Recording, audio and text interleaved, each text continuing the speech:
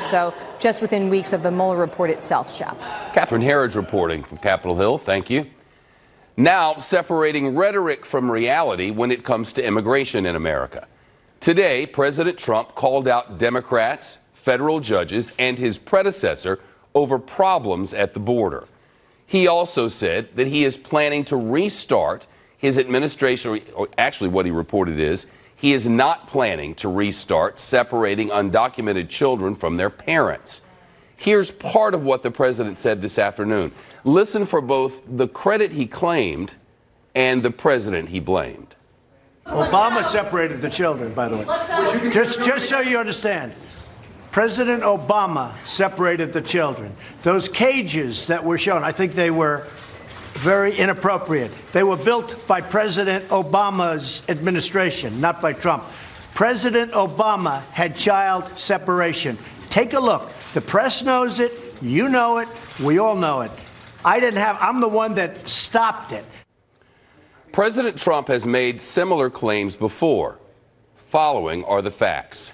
First, it is undeniably true that the roots of this issue stretch back many years. In 2005, President George W. Bush launched Operation Streamline to arrest, imprison, and deport those here illegally. But Fox News research shows officials often gave children a pass. President Obama continued the operation. However, the Obama administration tended to keep families together. There were exceptions, but it was not the policy to separate. After President Trump issued the zero-tolerance order, officials did separate children from their parents. Some families have not yet been reunited. President Trump also spoke about cages. It is true that some of the photos circulating online show children kept in chain-linked enclosures during the Obama administration. For instance, this photo is from 2014. In that year, the Obama administration saw a surge in children and families from Central America. They started jailing families together as family units. And according to the reporting of our corporate cousins at the Wall Street Journal and others, quoting, Obama administration officials considered separating families, but opted not to do so.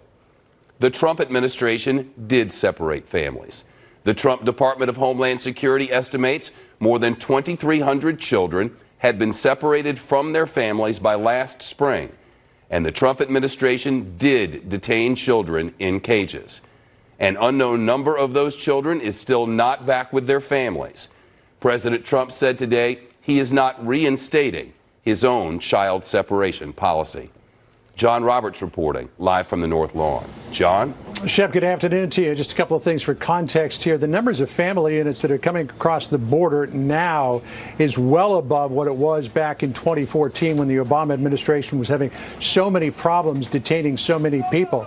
Those problems, they have not increased exponentially by any degree, but they have dramatically increased. Now, we're talking about two things here in terms of family separations. There's something called a binary choice, which would be if a family unit is being detained, according to the law, which is under this Flores agreement, children can only be held for 20 days before they either have to be released with their family or released to either a caregiver in the United States or to a licensed federal program.